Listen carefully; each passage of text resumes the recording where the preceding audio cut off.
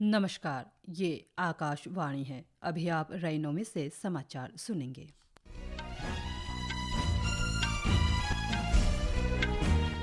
पहले मुख्य समाचार। नई दिल्ली में भारतीय जनता पार्टी के राष्ट्रीय अधिवेशन के समापन सत्र में प्रधानमंत्री नरेंद्र मोदी ने कहा, अगले 5 वर्ष राष्ट्र के लिए महत्वपूर्ण। वरिष्ठ भाजपा नेता और केंद्रीय गृह मंत्री अमित शाह ने कहा, अधिवेशन के बाद भाजपा नेता विकसित भारत को वास्तविकता में बदलने के संकल्प के साथ अपने निर्वाचन क्षेत्रों में जाएंगे। केंद्र सरकार आज शाम किसान नेताओं के साथ चौथे दौर की बातचीत करेगी।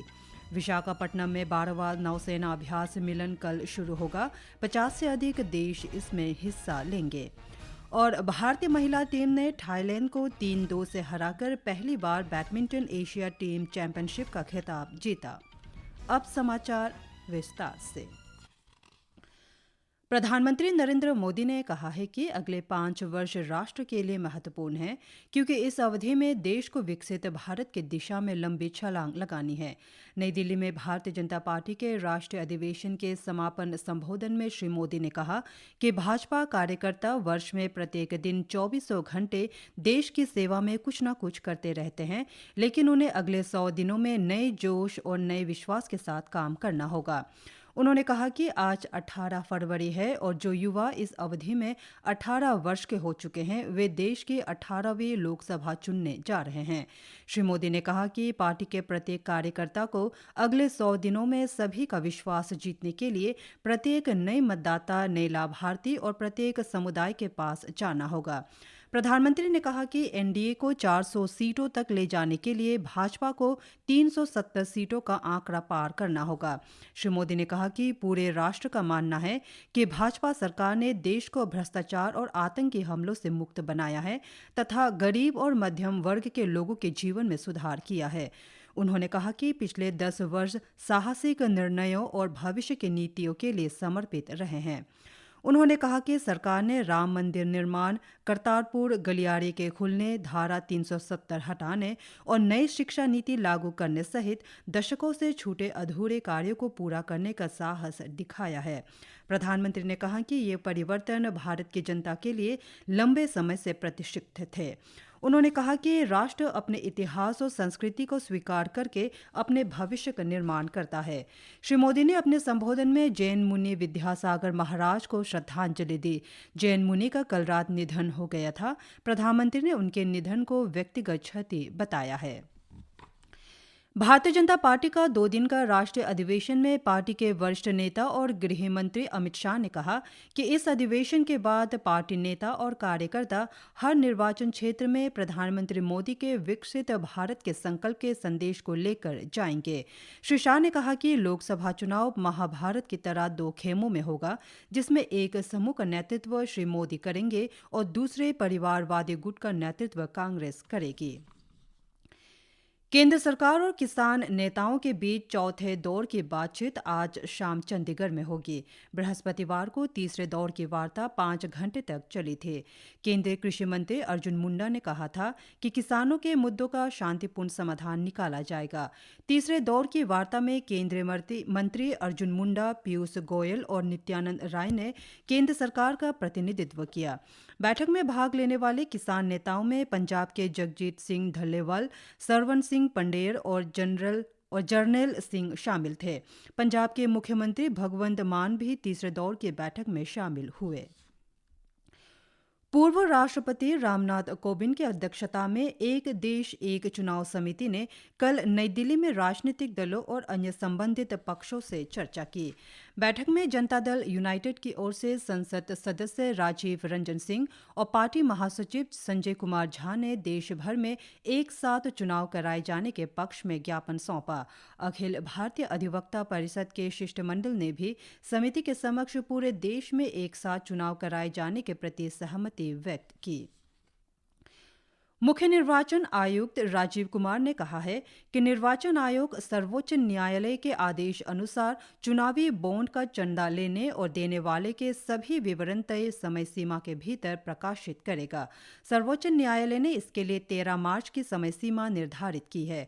श्री कुमार ने कहा कि आयोग चुनावों में ईवीएम या मतपत्र के माध्यम से मतदान कराए जाने के लिए सर्वोच्च न्यायालय के आदेश के अनुसार कार्य करेगा। सर्वोच्च न्यायालय मतपत्रों के माध्यम से मतदान कराने की मांग से जुड़ी कई याचिकाओं की सुनवाई कर रहा है। 50 से अधिक देशों की नौसेना का अभ्यास मिलन कल से विशाखापट्टनम में शुरू हो रहा है। यह अभ्यास 27 फरवरी तक चलेगा। इसका विषय है सशक्त नौसेना, सुरक्षित नौवहन। इस आयोजन के दौरान हवाई रक्षा, पनडुब्बी रक्षा और जमीनी युद्ध कौशल का अभ्यास किया जाएगा। अभ्यास में भारतीय नौसेना के लगभग 20 युद्धपोत और 50 विमान हिस्सा लेंगे।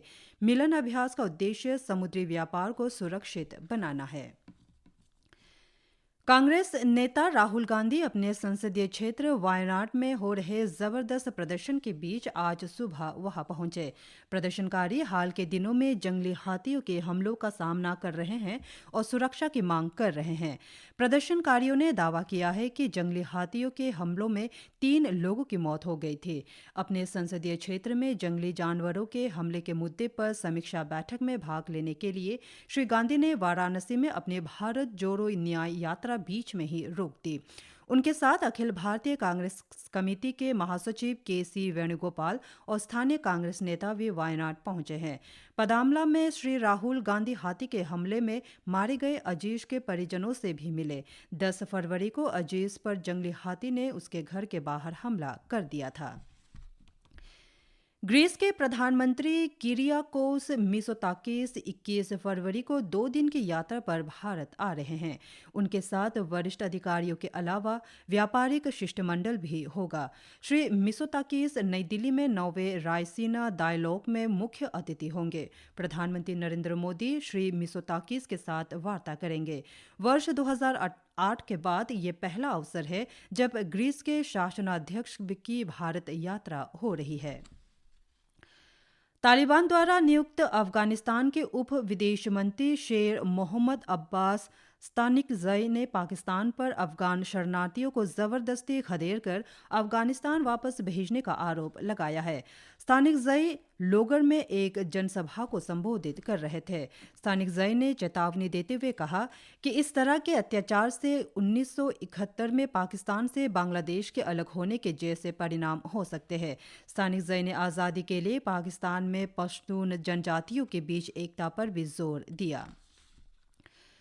भारतीय बैडमिंटन खिलाड़ियों प्रिया कुंजनबाम और श्रुति मिश्रा की जोड़ी ने एशिया टीम चैंपियनशिप जीत ली है। भारतीय टीम ने पहली बार ये चैंपियनशिप जीती है। मलेशिया में हुए फाइनल में पीवी सिंधु, अनमोल खर्प और त्रिशा और गायत्री की जोड़ी ने शानदार प्रदर्शन की बदौलत थाईलैंड को 3-2 से मात देकर स्वर्ण जीता। महिला हॉकी प्रो लीग में आज भारत का मुकाबला अमेरिका से होगा। ये मैच ओडिशा के राउरकेला में शाम 7:30 बजे से खेला जाएगा। दोनों टीमों के बीच हुए पिछले मुकाबले में भारत ने अमेरिका को 3-1 से पराजित किया था। कल भारत ने ऑस्ट्रेलिया पर 1-0 से जीत दर्ज की थी। ईरान की राजधानी तेहरान में 11वें एशियाई इंडोर एथलेटिक्स चैंपियनशिप के पहले दिन कल भारत ने 3 स्वर्ण जीते। शॉटपुट में तजिंदर पाल सिंह ने स्वर्ण जीतकर राष्ट्रीय रिकॉर्ड कायम किया। हरमिलन बैंस ने महिलाओं की 1500 मीटर दौड़ में स्वर्ण हासिल किया।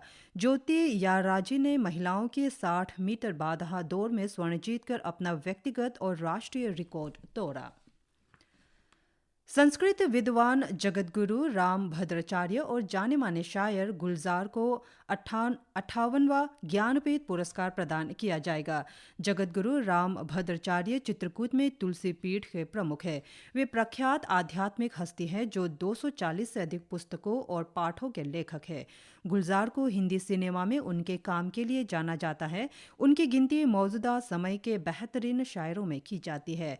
जगतगुरु राम भद्राचार्य और गुलजार का चयन ज्ञानपीठ पुरस्कार प्राप्त प्रतिभा राय की अध्यक्षता वाली समिति ने किया है।